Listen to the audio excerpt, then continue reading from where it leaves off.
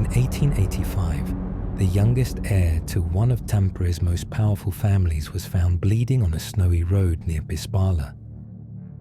Stabbed, barely alive, hours later, dead. Meanwhile, something disturbing was happening just a few kilometers away. In an old rural cottage, witnesses described loud crashes, heavy objects falling in empty rooms, and furniture jumping into the air. A rural parsonage tormented by weeks of unexplained chaos. Years later, behind the polished walls of a grand lakeside mansion, a respected man's legacy would crumble, but the echoes of what happened still linger.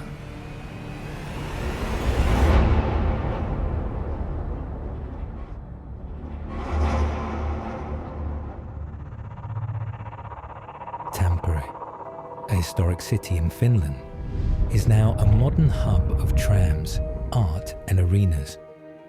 But behind the progress lie stories the city hasn't forgotten.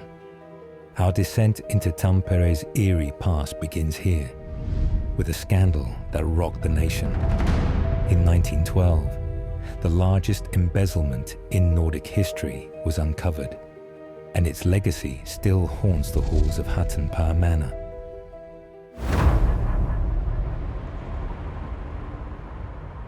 Hatanpää's old mansion, nestled on the edge of the city of Tampere, is today surrounded by peaceful parks and the calm waters of Lake Pyhäjärvi. Between 1883 and 1885, a new two-story stone manor house was built in the neo-Renaissance style. After the original 18th century main building was destroyed in a fire on Midsummer's Eve in 1883. They say the air shifts when night falls over the mansion. Meet Nils Idman. Born in 1858, a respected bank manager, and the man behind a scandal that shook the entire Grand Duchy of Finland. Nils Idman was the fourth eldest child of Carl Gustaf Idman, the Senate's chamber secretary and owner of Hatanpää Manor, and Beata Sofia Gustava Mellin. The Idmans weren't aristocrats, but their position in society was undeniable. One of Nils Idman's brothers had Emperor Alexander II of Russia as his godfather, a rare honor in any family.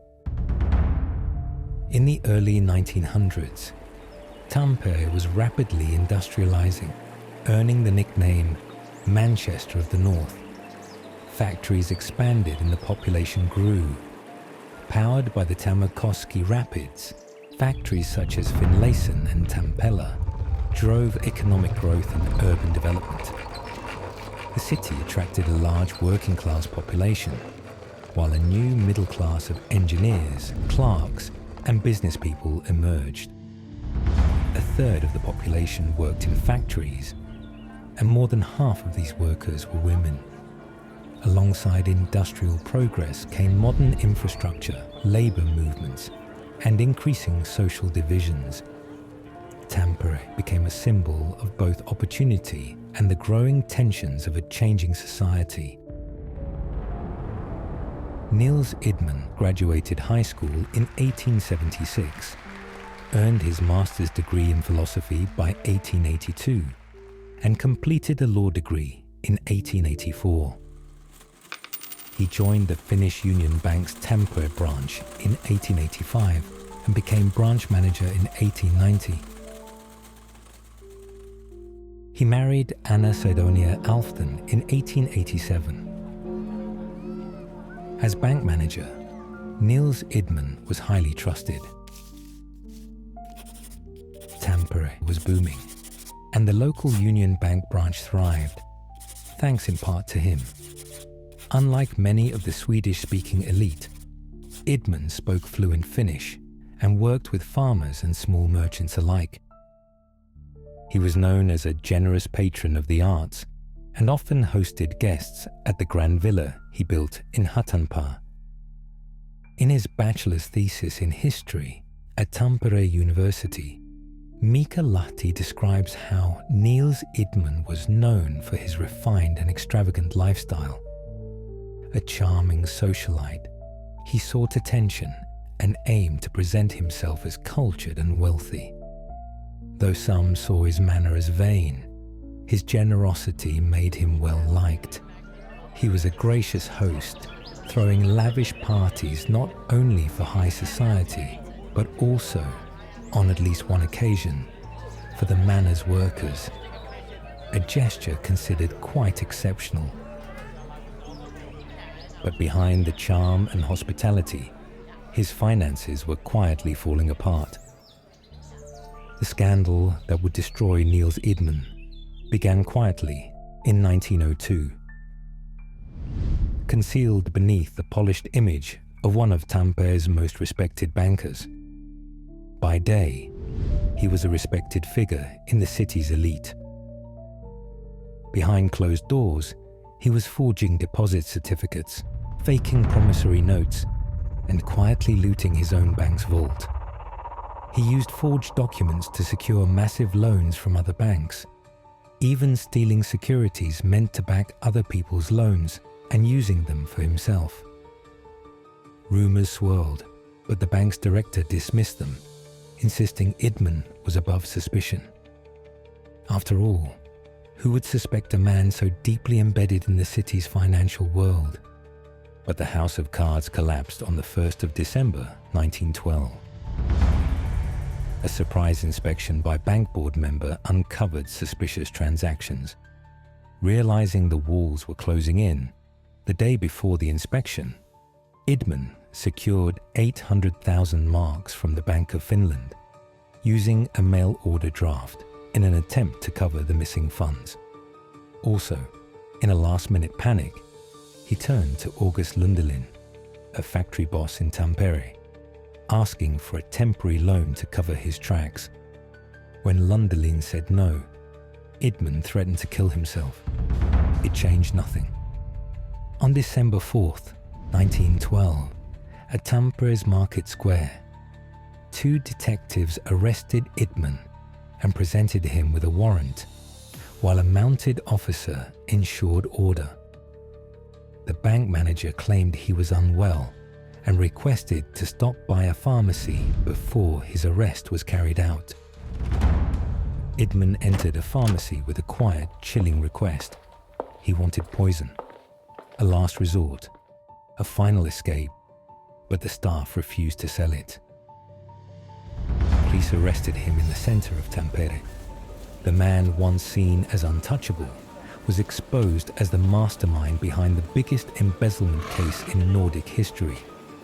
Nils Idman embezzled around 10 million Finnish marks over the course of 10 years, an amount equivalent to 9% of the budget of the then Grand Duchy of Finland.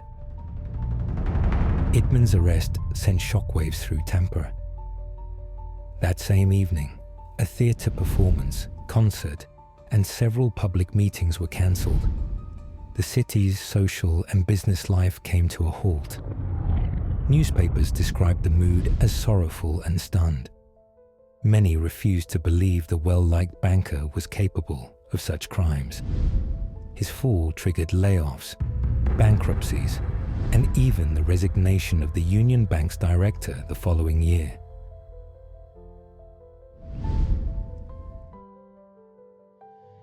Among the many who felt the ripple of Idman's downfall was Albert Snellman, bank manager, businessman, and one of Idman's closest associates.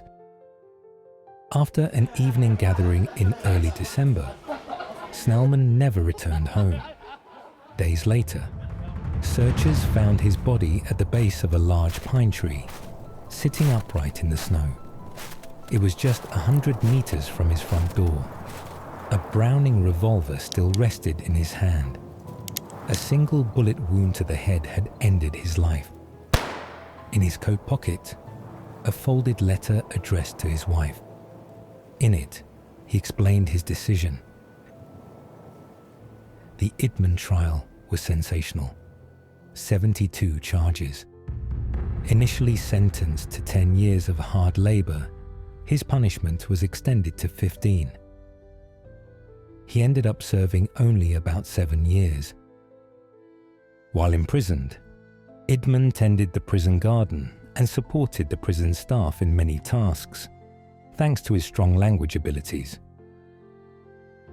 In court, Idman claimed he had acted solely as a benefactor, aiming to help borrowers in trouble and donate money to charity. Nils Idman confessed everything. As part of his testimony, he said, "Almost always when someone got into trouble, they turned to me for help, and few left empty-handed." He served his sentence and was later pardoned. He lived another 24 years after that. His wife, Anna Idman, who stood by him through everything, kept detailed diaries for 33 years, capturing their family life and the changing society around them. These diaries, later found in the Netherlands, reveal insights into early 1900s upper-class life. Historian Ari Järvelä, in his book Idman, Valoa vaiettuun häpeään, sheds light on the lesser-known sides of Idman beyond his crimes, as a businessman and philanthropist in Tampere. A year after the verdict, in 1914, Anna Idman captured her thoughts in her diary. Now that the spring days are beginning to brighten and spring is approaching, I find myself more and more often remembering the past that once was and will never return. It's as if the sun is drawing forth the memory of a former home, of that wonderfully bright life in the countryside, where I had the space to enjoy the fresh air and light. I can smell the hyacinths and daffodils, and if I close my eyes, it feels as though I'm standing in the Hatanpää garden in the summer sun with rows of daffodils and poppies before me. Anna Idman, March 25th, 1914. Nils built a grand neo-Gothic villa on the grounds of Hatanpää, a building so expensive it was said to cost as much as half of Tampere Cathedral. Fredrik Idman, Nils's brother, had stood by him, signing as guarantor without knowing it would cost him everything, including Hatanpää Mansion, which he was forced to sell to the city of Tampere in 1913. Fredrik Fedi Idman died of a heart attack in Tampere on August 26, 1922, at the age of 51. And this is where the story turns, ghostly.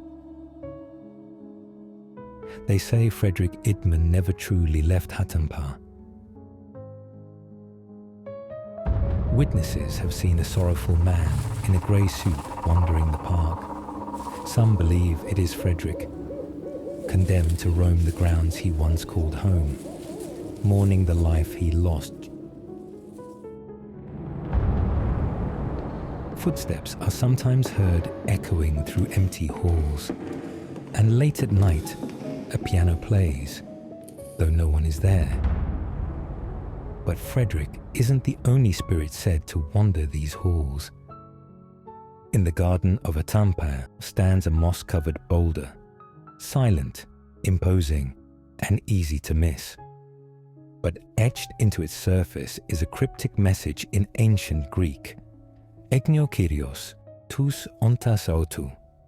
The Lord knows his own. Locals call it the Freemason's grave, though no one is actually buried beneath it.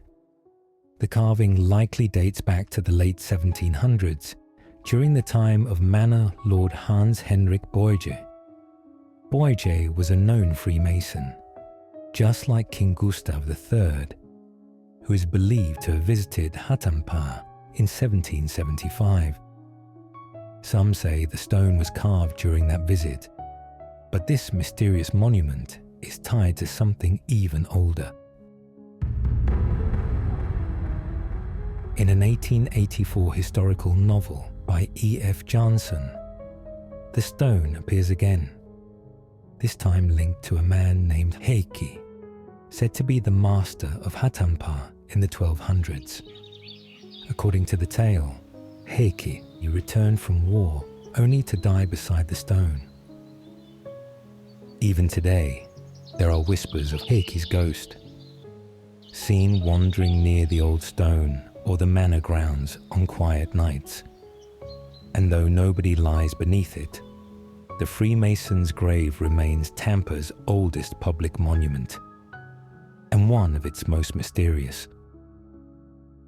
Still, the manor's ghost pale in comparison to what happened just beyond the city. For that, we have to head just outside Tampere to a rural cottage in Ilojärvi, where something truly inexplainable and dark unfolded in the winter of 1885.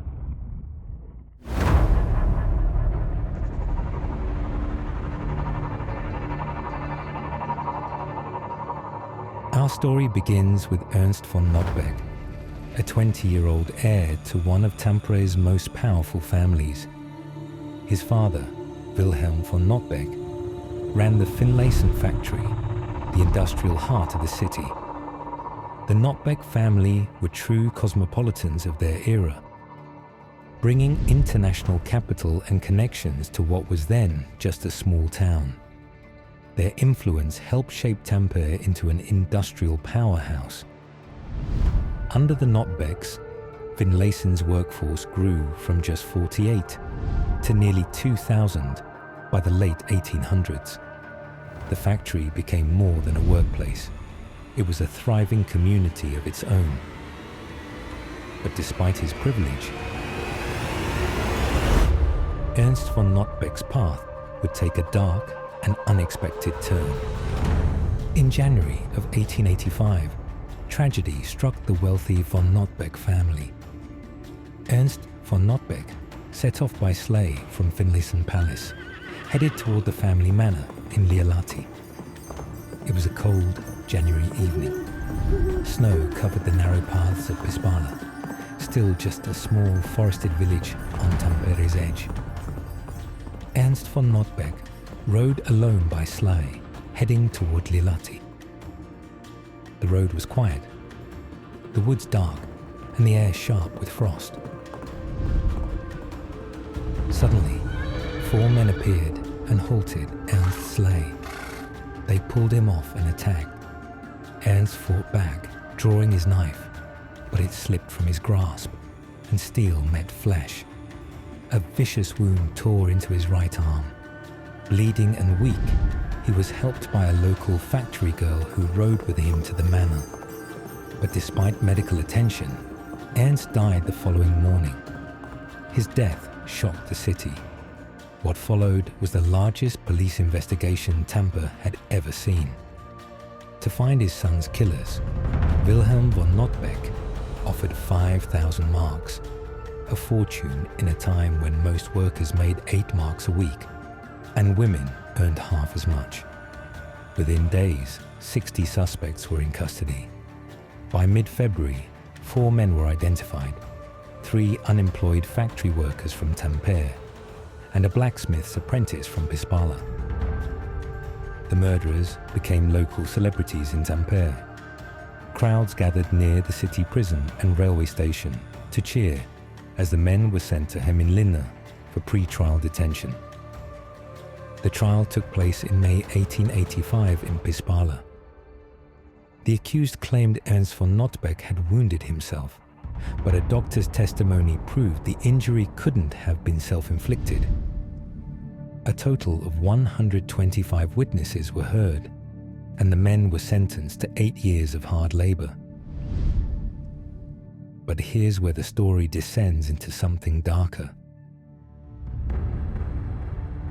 Meanwhile, just outside Tampere, something unsettling was unfolding in a quiet cottage.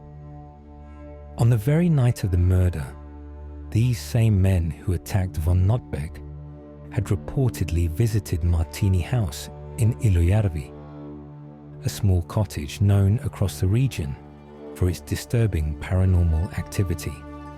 For weeks, the home had been plagued by strange phenomena. Flying furniture, levitating beds, even soft, wet clay inexplicably appearing indoors in the dead of winter. The locals called it the Devils of Martini. The cottage was home to Ephraim Martin, his wife Eva Charlotta, and Emma Lindroos, a 13-year-old maid, lived in the cottage with the Martins. According to several sources, she had a developmental disability and was seriously ill with tuberculosis. Ephraim Martin and his wife Eva had, until 1885, been respected members of their community. Honourable Christians known for their integrity. Both were over 70 years old, with Eva nearing 80. As the disturbances intensified, crowds gathered outside the home, drinking and jeering, drawn by stories in the local newspapers. And then, the moment Ernst von Nottbeck died, the hauntings stopped. Folk legends later claimed that a malevolent spirit may sometimes leave a place by attaching itself to a person, one who then carries out a violent act. The timing was uncanny, the connection chilling. What makes the haunting of Martini Cottage so fascinating isn't just the eerie events themselves. It's the fact that this rural Finnish cottage became the site of one of the most thoroughly documented poltergeist cases in the world. The strange events at Martini House quickly caught the attention of the local media. Newspapers reported on the haunting extensively, fueling public fascination and drawing people from miles around.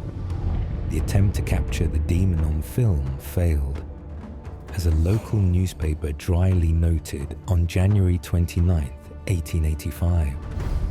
A pity indeed that this Prince of Darkness did not see fit to appear in flesh and blood, so that his unknown face could have been made known to all and immortalized forever. The strange events and the drunken crowds they attracted prompted a visit from the Crown Sheriff, who reported the case to the governor. The Martins were charged with witchcraft and illegal alcohol sales. Poltergeist activity was brought before a court in March 1885, with 15 witnesses testifying. Eyewitnesses testified under oath, describing 87 unexplained events at Martini House. The maid, 13-year-old Emma Lindroos, was believed to be present during many of the disturbances and possibly responsible for a few. But as the trial went on, even court officials began to question if such a case belonged in court at all.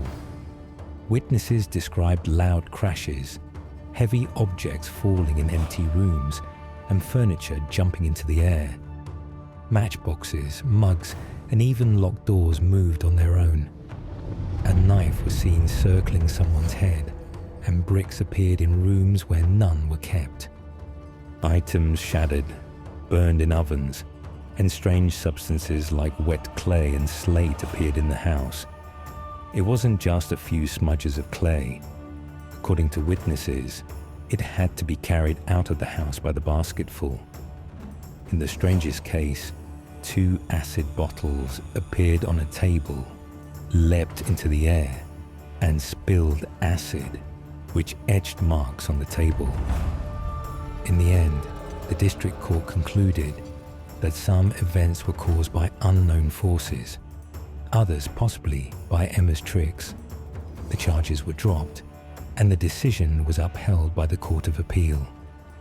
Though the court found the Martins innocent, the trial ruined Ephraim Martin's reputation and led to financial hardship. He and his wife died 5 years later. Emma died of a lung disease a few weeks after the court proceedings. The only surviving records of the trial are the official trial diaries. making this one of the most thoroughly documented and mysterious poltergeist cases in Finnish history. Whether it was liquor, ergot poisoning, collective delusion, or forces from the other side, we may never know. But 15 people swore they witnessed something unnatural in Ilujärvi.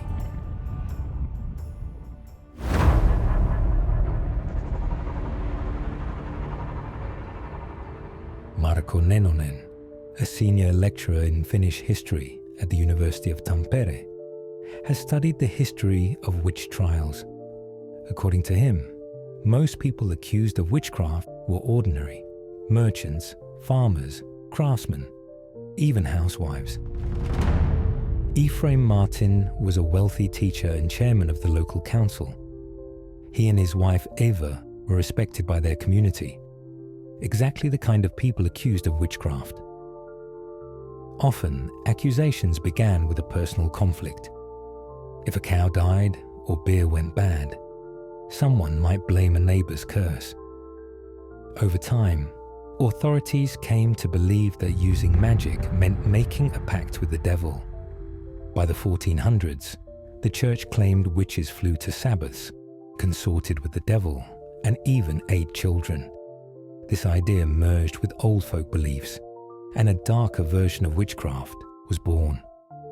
Harmful magic is one of the world's oldest crimes, found from Babylon to Finnish folklore, a belief older than Christianity itself. The late 19th century wasn't just a time of industrial progress and political upheaval. It was also the golden age of spiritualism and esoteric thought.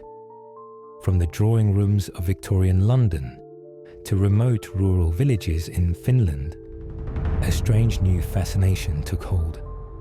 The idea that the dead could speak. Seances were held in private homes. Ouija boards and spirit photography became popular pastimes.